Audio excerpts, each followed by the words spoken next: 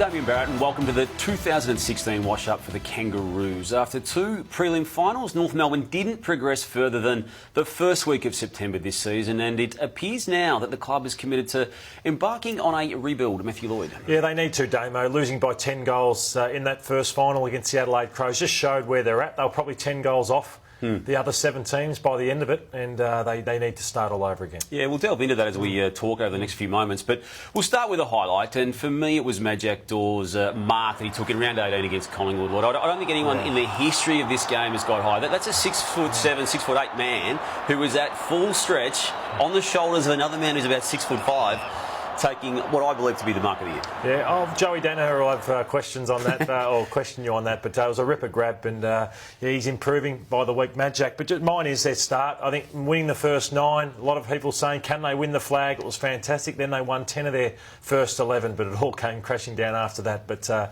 you know, North fans were up and about early in the year. They were. The lowlights were aplenty in the end, and when it came to Brad Scott's coaching, I think he gets my lowlight for the year, Lordo. Initially, publicly at least, when he questioned the umpiring decisions, the predetermined and preconceived outcomes of Lindsay Thomas in a match during the year, I thought that was really ordinary, and there was no proof to the claims he made, and implicated people around his footy club in making that statement. Got a fine, as did the club, and then the public handling, or at least the public narrative around the exits of those 4 leading players, particularly this man, Brent Harvey. Now, I know there's issues, I know there's politics at play, and I know that he probably created the situation himself, Brent Harvey, but you just had to be better as a footy club in how that news was delivered to its members, who then didn't turn up when 4 of them did exit, that the Melbourne or the Victorian style of side of their careers in that round 23 game against GWS. Yeah, I agree with all that. If they had their time again, they would have said to Boomer, as much as you want to know now, we're going to just worry about our football side. And we'll deal with that at the end of the year. For my low light is obviously their finish, Damo, winning 2 of their last 12 games. Just wasn't good enough. They just fell away dramatically. You know, a lot of individuals did, like Todd Goldstein, and then the injuries. Losing Sean Higgins, Jacobs, Wood, Wright, Waite, just too many players just fell down. We talk about how good the fitness department is at North Melbourne. Yep. I know they were unfortunate injuries, but they just couldn't keep their team together. Okay, so I'm going to mark them out of 10, and I'm marking them pretty hard, Lordo. I'm giving them 4, simply because of, as you say, 3 wins only after the round 9 stage of the season, and a concession that came about a month out that they were done. And I reckon the messaging that sent within the group as well as to the public was just ordinary. Yeah, I've given them a 5. They've made the finals, and also they had injuries, so I'll give them that extra point. Okay, they've got a bit of room, I think, for Christmas bonuses, and I think the way I read it, it should, a lot of it anyway, go to Robbie Tarrant, who I felt was really unlucky to not be All-Australian. McGovern and Talia got the spots ahead of him, and you can certainly justify those decisions, but this man, I thought, throughout the entirety of the season, and including even under a barrage in the final they lost, was a really good player. I just hope the North Best and Fairest voting system this year acknowledges him as the best player. It's hard to remember him having a bag kicked on him, so I agree with that. He's had a huge year. And down the other end, the bookends, Tarrant and also Ben Brown are going to be stars for the future. It's something to hang your hat on at North Melbourne. I think he's the man now. I think when Drew Petrie actually missed a week or so, or he moved into the ruck or whatever onto the bench, it actually made Ben Brown become even a more potent player. So he's marking above his head.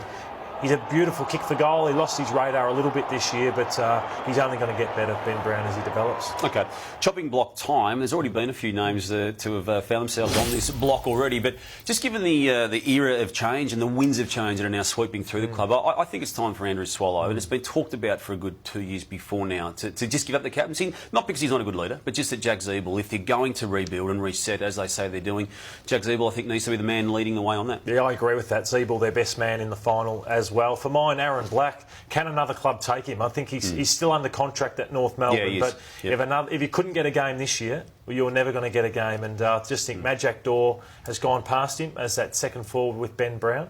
Jared Waite they're holding on to, so he needs to find a new home if he possibly can. We'll go back to round 5 for what we thought was quite a humorous moment for the Kangaroos this year. The 38-year-old Brent Harvey found himself, unfortunately for him, chasing one of the quickest players in the competition, Adam Sard, and by the end of it, Lordo, he's calling for oxygen. Oh, he's still quick, Boomer, but look at this on the he's get me off. He just could not go with Sard, which you rarely see with Boomer Harvey. Okay, there's so many areas in which they need to improve, and the narrative around that will play out over the next couple of weeks. But for me, Majak Daw just needs to be given the opportunity. and to then take it and stand up. And I think there's scope now. He's been in the system long enough, and I think now with the near guarantee of a full season of footy ahead of him, I think that's what he needs. And probably played his best ever game and most important game, kicking 4 goals against the Adelaide Crows. To me, I think they need some pace and class through the midfield. You know you're in trouble when your 2 oldest players, in a sense, Wells and Boomer Harvey, are your classiest players, so they need to recruit and recruit well. And look at other clubs as well. Does Hartlett become a factor? Does Will Hoskin-Elliott become a factor?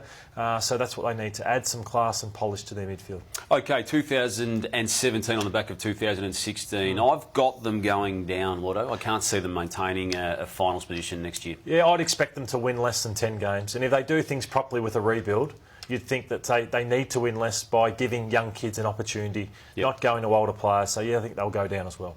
Not the greatest prognosis there for the Kangaroos. And thanks for your time. Damo. Yeah.